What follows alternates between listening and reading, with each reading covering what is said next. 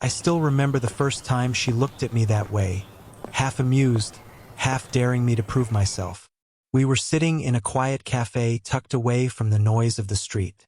The light above our table was soft, golden, and it cast shadows along the curve of her face. She had that air about her, the kind that made you feel like she'd already lived a dozen lives while I was just beginning mine. She laughed at something I had said. Nothing particularly clever, but enough to earn a smile. Her hand, resting lightly on her coffee cup, moved with a kind of grace I couldn't take my eyes off. I think she caught me staring, because she tilted her head, narrowed her eyes just slightly, and said with a teasing edge, "Don't play with me." It was one of those lines that could be brushed off, turned into another joke, but something about the way she said it made me pause. There was history in her voice, a quiet warning born from experience. She had heard promises before, empty ones. She had seen men come close, only to vanish when things got too real. I leaned forward, not breaking her gaze. The hum of the cafe seemed to fade around us. My voice was lower when I answered, softer but steady. "Then let me be serious." For a moment, she froze. Her lips parted as if she wanted to reply, but the words never came. Instead, her eyes lingered on mine, searching, measuring, maybe even hoping. She finally exhaled a small laugh, though it didn't quite mask the flicker of curiosity in her expression. The silence stretched between us, but it wasn't uncomfortable. I could hear the faint clink of dishes from behind the counter, the soft jazz drifting through the speakers, but all of it felt distant. The real weight of the moment was in the space across our table, the warmth of her presence, the possibility hanging in the air. I didn't reach for her hand, not yet. Instead, I let my words settle, let her feel that I meant them. And in her posture, the slight shift as she leaned back, the way her fingers drummed lightly against the ceramic cup, I could tell she was intrigued. Maybe cautious, but intrigued all the same. That night wasn't about grand gestures. It was about a simple exchange of words that meant far more than either of us admitted. She had drawn a line, testing me, and I had chosen to step across it. Not recklessly, but with a kind of quiet conviction I didn't even know I had in me until then. As we sat there, the golden light soft on her skin, her laughter echoing faintly in my memory, I realized something. Sometimes the most important beginnings don't arrive with fireworks. Sometimes they start with a warning, and an answer whispered back with sincerity. That was the first time she let me glimpse past her guard. And the first time I knew I didn't want to play, not with her. The cafe closed earlier than either of us expected. By the time we stepped outside, the streets were quiet, the kind of quiet that makes every footstep sound louder than it should. She wrapped her scarf around her neck with a small sigh, glancing at me as though deciding whether to invite me to walk with her. I didn't ask. I simply fell into step beside her. And she didn't stop me.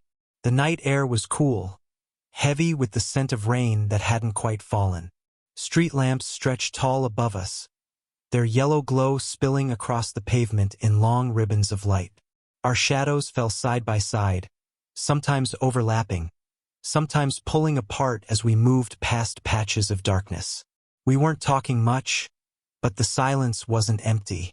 It was filled with little things, her scarf brushing my arm as it swung with her stride, the way her heels clicked softly against the concrete, the almost imperceptible shiver when the breeze lifted her hair. Every detail etched itself into my awareness. At one point, we reached a narrow crosswalk. The light above was dim, and she hesitated at the curb, her hand tightening around her bag strap. Without thinking, I placed my palm gently against her elbow, guiding her forward. My touch was light, nothing insistent, but it was enough. She looked at me briefly, her brows lifting in surprise, then softening into something I couldn't quite name. It was such a small moment, but it lingered, her warmth beneath my fingertips, the way she didn't pull away immediately, the way she allowed me to steady her. It was nothing anyone else would have noticed, but to me it felt like the start of trust, like being allowed to step 1 inch closer into her guarded world. We kept walking. The conversations that came were light, playful at first, remarks about the weather, about the little shops we passed. But underneath, I felt the shift. She laughed more easily now, though her laughter always carried a kind of restraint, as if she wasn't quite willing to let me see all of it.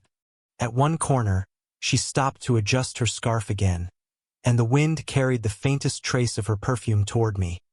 Something warm, floral, quietly elegant. I don't know why that detail stayed with me so strongly, but it did. Maybe because in that moment I realized how much attention I was paying, how every sense seemed tuned to her presence. When we finally reached her street, she slowed her pace. The houses were quieter there, tucked behind hedges and fences, the lamps casting softer pools of light. She looked at me, lips pressed together as though deciding whether to say something more. For a heartbeat, I thought she might thank me, or dismiss me, or even smile in a way that would give me permission to stay. But she only nodded, her eyes holding mine a little longer than necessary. And in that lingering look, in that silence that stretched just a fraction longer than it should have, I felt it. The air between us had changed. It wasn't friendship. Not yet. But it wasn't distance anymore either. It was something fragile, unspoken, and alive. It was her idea to pour another glass of wine. I hadn't planned on staying long that night, but the way she lingered by the kitchen counter, bottle in hand, made it hard to say no. Her home was warm, not in the grand or polished way, but in a way that felt lived in. Shelves lined with books, a faint trace of vanilla in the air, curtains swaying gently with the night breeze. She handed me a glass and sat across from me at her small dining table. The candlelight flickered between us, softening her expression, tracing shadows along her cheekbones. For the first time, I saw her without the layers she carried out in the world. We talked at first about harmless things, the taste of the wine, a painting on her wall, stories of traveling when she was younger. But then her tone shifted. She didn't announce it. She just let it slip, like something she had been carrying too long. She told me about the men who had come before, how some of them only wanted her laughter for a night, how others promised permanence but left as soon as they realized she wasn't an easy fantasy. She spoke with a steady voice, but her eyes gave her away. They softened, then dimmed, as if she was remembering every goodbye at once. I didn't interrupt. I only listened, and as I did, I felt something stirring in me that went beyond admiration or desire. It was a quiet protectiveness, a kind of ache to show her that not every word had to be temporary. When she finished, there was a silence, thick, but not uncomfortable. She toyed with the rim of her glass, avoiding my gaze. I didn't know what to say, so I didn't say anything at first. Instead, I let my hand rest lightly on the table, close to hers. Not pushing, just there. After a moment, her fingers shifted, brushing against mine by accident. Or maybe not. It was the faintest contact, but it felt louder than anything either of us could have spoken. My pulse quickened, but I held still, not wanting her to feel cornered. Finally, I said softly, "You don't have to explain yourself to me." Her eyes lifted, and for the first time that evening, I saw them glisten. Not with tears she'd let fall, but with the weight of all the ones she hadn't. She smiled then, a small, almost weary curve of her lips, as though she was both grateful and afraid of what she saw in me. The wine sat forgotten between us. The night stretched on, but it didn't matter. What mattered was that, for a fleeting moment, she let me see past her strength. She let me glimpse the quiet vulnerability she usually kept locked away. And I realized then, it wasn't her beauty, or her confidence, or even her laughter that held me. It was this, the truth beneath it all, the part of her that still hoped someone might stay. A week later, I found myself back in her living room. The lights were low, the kind of warm glow that made the edges of everything softer. She was sitting cross-legged on the couch, an old record spinning lazily on the turntable. The soft crackle of vinyl filled the silence between us. The notes carrying a nostalgia I couldn't quite touch, but she clearly could. She was showing me pieces of her past that night. Albums, photos, stories she had tucked away like pressed flowers in a book. I listened, not just to the words, but to the way her voice changed when she spoke about years I hadn't been part of. There was fondness there, but also distance. It was a reminder. She had lived through so much more than I had. At one point, she held up a photo, laughing as she pointed to her younger self. "This was me at 21, she said. "Your age." She gave me a sidelong glance, a teasing smile that quickly hardened into something more guarded. "You see why this is ridiculous? You're barely older than that now. What would people think if they saw you here with me?" Her words landed heavier than she probably intended. For a moment, I didn't know how to answer. The record spun, the faint hiss filling the silence, and she looked at me as if bracing herself for me to laugh it off or agree. But I didn't. Instead, I leaned forward, resting my elbows on my knees, and let myself look at her fully. Not just the woman in the picture, not just the woman across from me now, but both together. "What I see," I said slowly, "is someone who carries herself with a kind of grace women my age rarely even understand. What I see is someone real. And I don't care what anyone else thinks." Her eyes flickered. She wasn't expecting that. She let out a quiet laugh, though it didn't hide the way her throat tightened, the way her hand stilled against the photo. For just a second, she looked younger, not in the way of years, but in the way someone does when they're caught off guard by sincerity. She tried to brush it off with another joke, some light comment about me being too serious for my own good. But her voice wavered. I could feel the tension building, the invisible line she wanted to draw between us, her trying to protect herself from what this could become. I didn't press further. I only sat back, letting the music swell, letting her have her space. But something had shifted. I had seen her doubt, and she had seen that I wasn't afraid of it. That night, as I left, the air between us was heavier than before. Not in a bad way. More like a storm waiting at the edge of the horizon. Inevitable, undeniable, and closer than either of us wanted to admit. And for the first time I realized the age gap wasn't just a number. It was a shadow hanging over us. But even shadows move when you step closer to the light.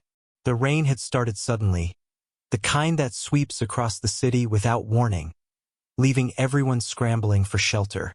We only had one umbrella between us, hers. She held it high above our heads, the fabric stretching just enough to keep us from being soaked, but not enough to stop the rain from brushing against our shoulders.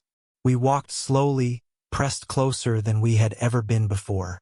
Her arm brushed mine with every step, and I could feel the warmth of her body even through the damp chill in the air. The streets glistened under the dim streetlights, reflections of neon signs shimmering in the puddles.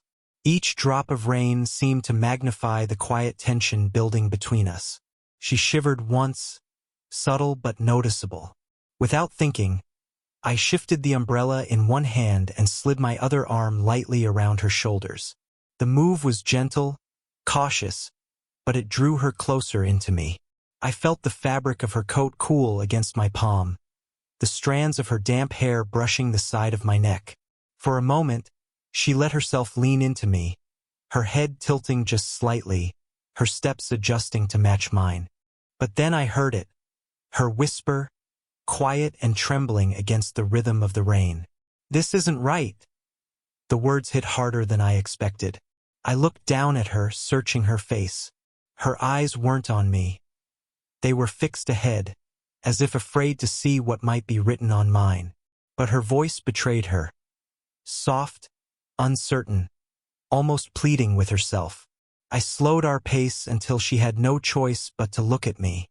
The rain pattered more heavily against the umbrella, drumming a rhythm that matched the beating in my chest. I didn't rush, didn't press. I only held her closer and said quietly, "It feels right to me." She turned then, finally meeting my gaze.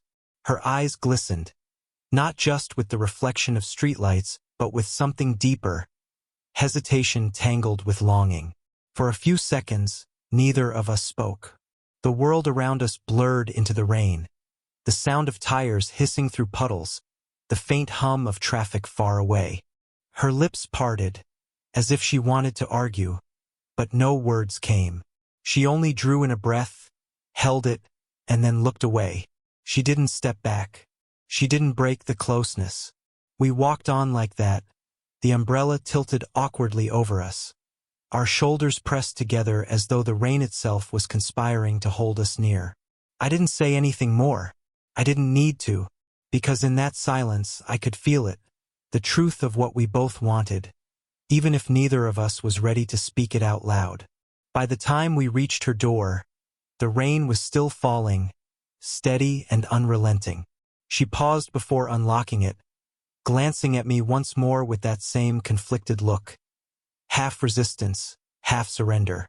And though no words were exchanged, the moment hung between us like a confession we had both already heard. That night nothing happened, and yet everything did. The days after that night felt strangely quiet. I sent her a message once or twice, nothing heavy, just simple check-ins. Did you get home okay? Hope your day's been kind to you. But her replies came slower each time, shorter, as if each word was weighed before she allowed herself to send it. And then the silence. I told myself not to overthink it, but I knew. She was pulling back. When we finally saw each other again, it wasn't planned. I caught her outside the same cafe where this had all begun. She looked startled when she saw me, like she'd been caught somewhere between wanting to stay and needing to run. "Hey!" I said softly, careful not to sound accusing. She forced a smile that didn't reach her eyes. "I've been meaning to call you." But the weight in her voice told me what was coming before she even spoke it. We sat down inside, across from each other just like the first time. The hum of conversation around us only seemed to highlight the tension pressing between us now. She drew a long breath, her fingers curling around the edge of her cup. I can't afford heartbreak," she whispered, almost to herself. "Not at my age. I can't risk letting someone in, only to watch it all fall apart again." Her words cracked something in me, but not because they pushed me away, because they revealed how deeply she cared, how much she was already fighting against her own heart. I didn't rush to argue. I didn't try to drown her doubts with promises she wouldn't believe. Instead, I let the silence stretch a moment, until I reached across the table. My hand found hers, warm but trembling beneath my touch. Slowly, I guided her palm upward and pressed it against my chest. She looked at me, startled, her eyes searching mine. "Do you feel that?" I asked quietly. My voice wasn't steady. It carried the same tremor I felt inside. "That's not a game. That's me. That's real." Her hand lingered there, caught between resistance and surrender. I could feel her pulse racing beneath her fingertips, quick and uneven, betraying the storm she was trying to control. For a long time she didn't speak. The cafe around us faded. Just the faint hiss of the espresso machine, the murmur of voices, the clink of a spoon against glass. None of it mattered. What mattered was the way her hand hovered against my chest, the way her eyes softened and hardened all at once. Finally, she pulled her hand back slowly, letting it fall into her lap. She looked away, but I caught the flicker in her expression. The ache of someone who wanted to believe, but was still afraid. "I don't know if I can," she whispered, and all I could say was, "Then let me show you." Not with words, with time. Her silence was not a yes, but it wasn't a no either. And in that fragile middle ground, I felt something more dangerous, more beautiful than either answer. Hope, trembling but alive. A few days passed before she called me. Just hearing her name on my phone screen sent a rush of something through me. Relief, nerves, hope all tangled into one. Her voice, when I answered, was steady but softer than usual. "Can we meet?" she asked. And without hesitation I said yes. We met at the same cafe where everything had started. It felt almost intentional, like she wanted to return to the beginning, to test whether what we felt could survive full circle. The place was quieter that evening, the golden lights glowing warmly against the windows, the smell of fresh coffee lingering in the air. She was already there when I arrived, sitting at our old table. When I slid into the seat across from her, she didn't smile right away. Instead, she studied me for a long moment, as though searching for the answer in my face before she even spoke. "I've been thinking," she said finally, her voice low, careful, "about us, about what this could mean." Her eyes flickered down to her hands, folded neatly around a mug she hadn't touched. "I'm scared," she admitted. "Scared of letting myself believe. Scared of what people might say. Scared of wanting this as much as I do." The honesty in her words made something in me soften.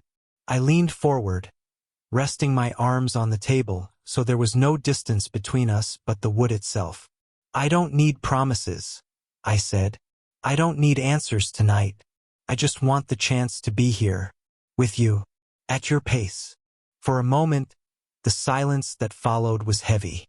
Then, slowly, she reached across the table. Her fingers brushed against mine, hesitant at first, then curling, intertwining with a kind of cautious relief. Her hand was warm, steady, and when I closed mine around it, she didn't pull away. I could see the breath she let out, like she'd been holding it for too long. She leaned slightly forward, her forehead almost resting against her other hand, and whispered, "You really don't give up, do you?" I smiled faintly. "Not on something that feels this real." The moment stretched, quiet but full. She lifted her head, her eyes softer now, and for the first time since all of this began, she let her guard drop completely. She leaned toward me, not dramatically, not like in movies, just enough for her head to rest gently against my shoulder. I felt the weight of her there, the warmth of her presence pressing into me. My hand tightened lightly around hers, and I let myself breathe her in, the faint scent of her hair, the rhythm of her exhale against my chest. No one else in the cafe seemed to notice. To them, we were just two people sitting close, lost in conversation. But to me, it was everything, because in that quiet, with her leaning against me and her hand in mine, I knew this wasn't about age or fear or the past. It was about choosing each other slowly, carefully, seriously. And for the first time, she chose to let me in.